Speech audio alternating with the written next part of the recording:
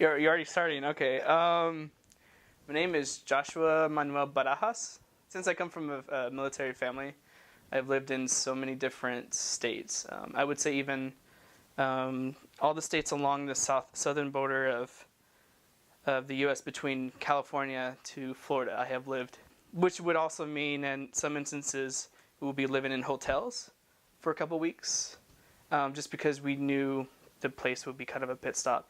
Like what would happen is we would move around, because once my father was discharged because of diabetes caused by Gulf War syndrome, he was just trying to find a job. And so what we would do is we would stop in the city. He would try to test it out for a couple weeks for finding jobs, and if it didn't work, we would just pack up and leave.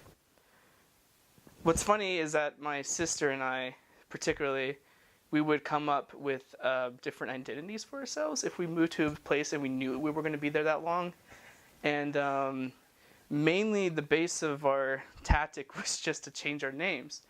And my sister Blanca became Michelle, and I would become Jesse.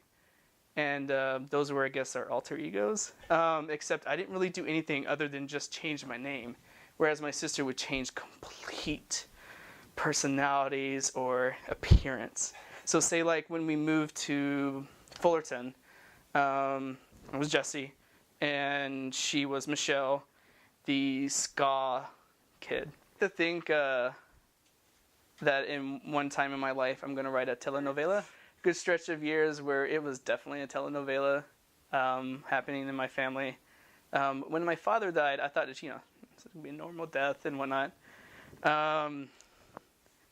Father dying, dads and dogs die, so it's expected. Except when he died, it kind of opened a Pandora's box in a lot of ways. There's a whole backstory to this, but let's just get to what really triggered some really surreal moments in my life. It was when we found picking up his stuff, cleaning out his apartment, because my parents had split at that point.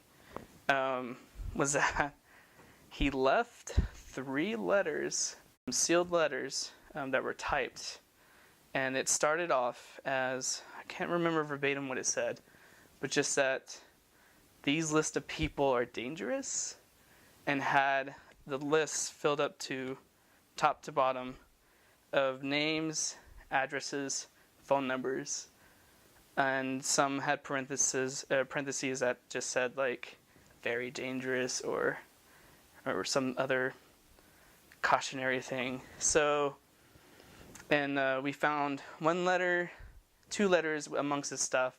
1 letter he left with my godfather, should anything happen. So when that came to light, we had to piece together what exactly was happening, which involved apparently he was being blackmailed, to that his new wife was she vaguely may have been part of the Mexican mafia.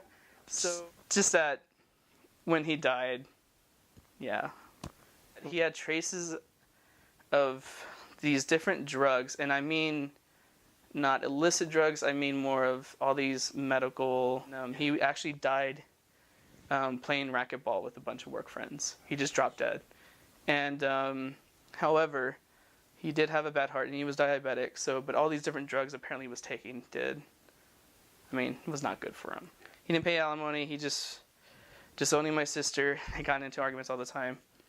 And I guess I was the oldest, I was just like, I can't really sympathize with you, etc., etc., etc. So I kind of told him off. The last time I told him was like, fuck you, you asshole. And so there's that. I think I'm going to have to live with that issue. As I get older. It's the last thing I told my father before I got the call from my grandmother. Because I didn't even answer the phone for a while. I thought it was because it was going to be him. So, that happened.